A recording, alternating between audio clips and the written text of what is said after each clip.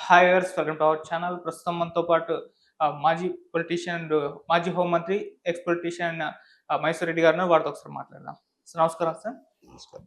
Sir, Vijayasai Reddy గారికి మళ్ళీ నోటీసులు అందాయి సార్. మద్యం కుంభకోణానికి సంబంధించి ఈ నెల 18న విచారణకు హాజరు కావాలని చెప్పేసి ఆయనకి నోటీసులు అయితే పంపారు.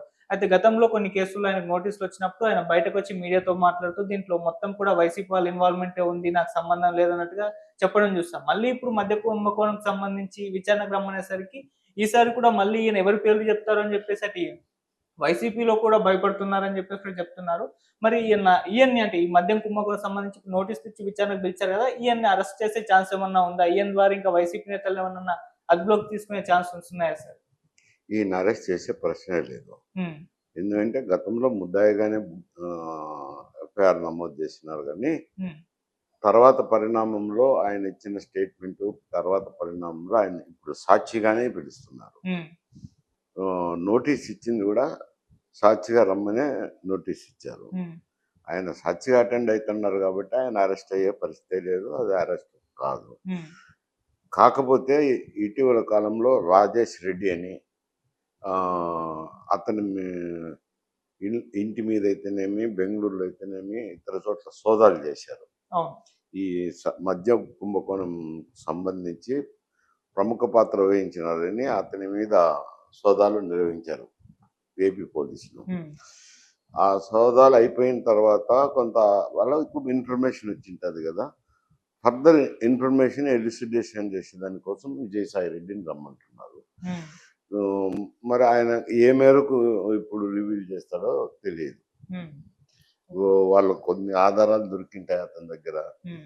దాన్ని బేస్ చేసుకొని కొంత మరింత విచారణ ముందుకు తీసుకుపోయే దానికోసం నేను విజయసాయి రెడ్డిని రమ్మన్నారు. సాక్షిగానే రమ్మన్నారు. హ్మ్. ముద్దాయిగా కాదు కాబట్టి ఆయన అరెస్ట్ చేసే పరిస్థితి రాదు. ఓకే. సార్, ఇప్పుడు ఇంకొక వెర్షన్ వైసీపీ నుంచి వినిపిస్తుంది. విజయసాయి రెడ్డి ఎలాగో రాజకీయ సన్యాసం తీసుకొని వైసీపీ నుంచి బయటకొచ్చేసారు కాబట్టి ఆయన్ని వాడుకొని ఇటు జగన్మోహన్ రెడ్డి గారిని వాళ్ళ వైసీపీ నేతలు ఇరికించే ప్రయత్నం చేస్తున్నారు. కూటమి గవర్నమెంట్ కుట్రలో భాగంగానే ఆయన్ని ఈ విధంగా పిలిచి విచారణకు పిలిచి వైసీపీ నేతల పేర్లు చెప్పిస్తున్నారని కూడా అంటున్నారు సార్. దానికి మీరేం చెప్తారు? ఆయనే స్టేట్మెంట్ ఇచ్చారు కదా. హ్మ్. నేను అన్ని విషయాలు నాకు తెలిసిన మేరకు చెప్తాను అని గతంలో కూడా ఆయన స్టేట్మెంట్ కూడా వచ్చారు. ఓపెన్గానే స్టేట్మెంట్ ఇచ్చారు. హ్మ్. ఆయన వైసీ తెలుగుదేశం పార్టీలో కుట్రలో భాగమనే దానికి అవకాశమే లేదు. హ్మ్.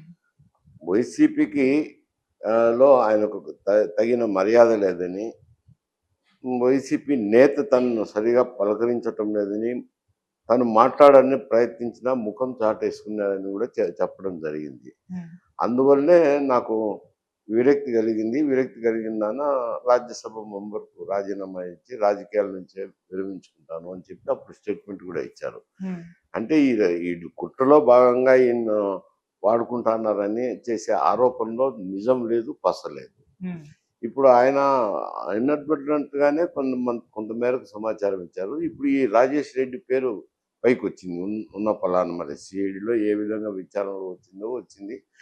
ఆ రాజేష్ రెడ్డి ఈ బెంగుళూరులో అయితేనేమి చాలా చోట్ల 14 చోట్ల సోదాలు చేశారు. హ్మ్.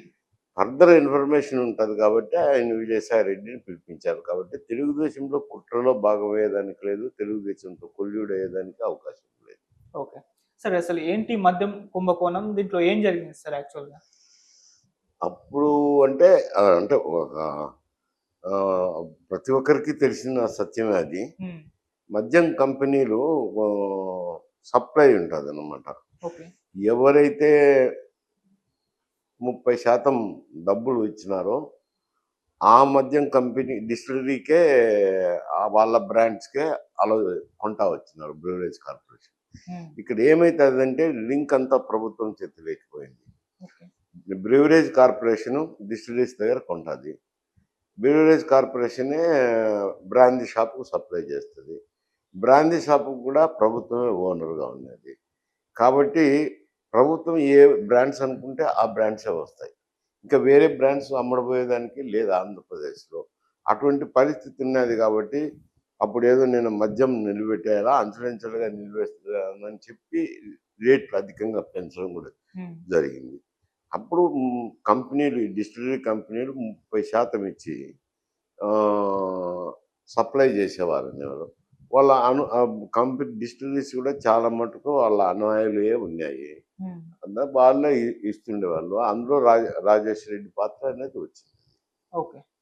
సార్ ఇది ఏమన్నా జగన్మోహన్ రెడ్డి గారి మెడకు చుట్టుకునే ఛాన్సెస్ ఉన్నాయా? ఎందుకంటే మనం ఈ మధ్య కాలంలో ఈ లిక్కర్ స్కామ్‌లు చాలా చోట్ల చూస్తున్నాం. ఢిల్లీ లిక్కర్ స్కామ్ ఎంత సంచలనంగా మారిందో, అందులో ఎవరెవరు అరెస్ట్ అయ్యారో, వాళ్ళు ఎంతకాలం జైల్‌లో ఉన్నారో తెలిసింది. సో, ఇప్పుడు ఈ విషయంలో ఏపీ లిక్కర్ స్కామ్ విషయానికొచ్చేసరికి ఇందులో కూడా మరి జగన్మోహన్ రెడ్డి గారు అరెస్ట్ అయ్యే ఛాన్సెస్ ఏమన్నా కనిపిస్తున్నాయా ఫ్యూచర్‌లో? గతంలో పురంధరేశ్వర్ గారు కూడా అటు మోదీ గారికి, అమిత్ షా గారికి దీనికి సంబంధించి లెటర్‌లు రాసారు. వైసీపీ హయాంలో ఉన్నప్పుడు కూడా. మరి ఇది ఎక్కడి వరకు దారి తీయొచ్చంటారు సార్? అంటే ఇప్పుడే ఎట్లా చెప్తాను, అది పోలీస్ దర్యాప్తులో ఉంది. ఓకే. దర్యాప్తు ఒక దశకు చేరినప్పుడు దాని గురించి వ్యాఖ్యలు చేయటం బాగుంటది. హ్మ్. ముందుకు ముందే చేసినంటే ఎవరైనా ఏమనుకుంటారంటే ఏదో సరిపోనితనంతోనో, ఇంకోతనో చేసినారనుకుంటారు. హ్మ్. ఇప్పటికైతే రాజేష్ రెడ్డి పేరొస్తాంది. హ్మ్. డబ్బులు తీసుకున్నారనేది కూడా వదంతులు బాగా ఉన్నాయిలెండి. హ్మ్. కానీ అది ప్రూఫ్ కావాలి గదా! హ్మ్. ఇప్పుడు ఈ విచారణ మళ్ళా సాక్షిగా పిలుస్తున్నారు కాబట్టి ఎంత మేరకొస్తాయి సాక్ష్యాలు? హ్మ్. ఇక్కడి నుంచి ఎంతవరకు ప్రొసీడింగ్స్ వస్తాయి? దాన్ని బట్టి చెప్పొచ్చు అంట. ఓకే. సరే అంటే మేజర్‌గా విజయసాయి రెడ్డికి ఎక్కువగా నోటీసులు రావడం, ఆయన్నే విచారణకు పిలవడం అంటే ఆయన ఇన్వాల్వ్‌మెంట్ ఎంతవరకు ఉంది సార్ దీనికి సంబంధించి? ఈ కుంభకోణానికి సంబంధించి కాదు. హ్మ్. ఆయన వైసీపీ నుంచి హ్మ్. ఆయన పట్టించుకోవడం లేదని, హ్మ్. ఆయన దగ్గరయ్యేదానికి ప్రయత్నం చేసినా దూరం పెట్టాడని, కొన్ని విషయాలు దగ్గర ఇప్పుడు ఉంటాన్నాడు కాబట్టి, ఓకే. కేంద్ర స్థానంలో ఉంటాన్నాడు కాబట్టి, కొన్ని విషయాలు తెలిసుంటాయని ఆయన పిలుస్తున్నారు. హ్మ్. అది ఎంత మేరకు ఈయన ఈ రాజేష్ రెడ్డి దాని మీద వచ్చిన ఏం దొరికినాయో వాళ్ళకు, దొరికిన దాన్ని బట్టి వాళ్ళు విజయసాయి రెడ్డి ఎంత మేరకు దాన్ని ఫర్దర్ ముందుకు తీసుకెళ్ళేదానికి హ్మ్. ఎంత మేరకు సాక్ష్యాలు అందించగలడు అనేది బట్టి. ఓకే. సార్ విజయసాయి రెడ్డి గారికి సంబంధించి ఇంకో న్యూస్ కూడా వైరల్ అవుతుంది. సో ఆయన రాజ్యసభకు రిజైన్ చేసేసారు గదా! అటు ఆ ప్లేస్ కూడా ఇప్పుడు బీజేపీ తీసుకోబోతుంది అని కూడా అటు చర్చలయిపోయాయి. టీడీపీ జనసేనను ఒప్పించేసారు. ఆ రాజ్యసభ సీట్ ఏదో బీజేపీకి ఖాయం. అది కూడా మళ్ళీ విజయసాయి రెడ్డి గారికి ఇచ్చే అవకాశాలున్నాయని జెప్పేసి. ఎందుకంటే ఆయన కూడా బీజేపీలో చేరబోతున్నారంటూ గత కొంతకాలంగా కూడా వినిపిస్తూ వస్తుంది. మరి అదేమన్నా జరిగే ఇప్పుడు అవకాశం ఉందా సార్? ఇప్పుడు ఆయన రాజీనామా ఇచ్చినారు. హ్మ్. రాజీనామా ఇచ్చినప్పుడు ఆ సీటుకి ఎన్నిక జరిగినప్పుడు హ్మ్. ఎమ్మెల్యేలంతా ఓట్లేయాల్సిందే కదా! హ్మ్. ఇప్పుడు మెజారిటీ ఎవరికున్నది? కూటమికే ఉంది. అవును. ఆ సీటు కూటమికే దక్కాల. హ్మ్. కూటమిలో ఎవరికి అనేది నేను చెప్పలేను. హ్మ్. ఎందుకంటే ఒకవేళ పైన అధిష్టానం ఏమైనా హామీ ఇచ్చింది విజయసాయి రెడ్డికి, ఆ సీటు విజయసాయి రెడ్డిది కదా! విజయసాయి రెడ్డిని కూటమి ప్రభుత్వం ఎన్నుకోమని వాళ్ళు బీజేపీ వాళ్ళు కూడా అడిగే అవకాశం ఉంది. హ్మ్. కాదని లేను, అడిగే అవకాశం ఉంది. మరి అది ఎంత మేరకు ఉంటది అని అంటే ఆయన మొదట్లోనే రాజకీయాల నుంచే విరమించుకుంటానన్నాడు. అవును. కాబట్టి సీట్ ఆశిస్తాడు అని నేను అనుకుంటున్నాను.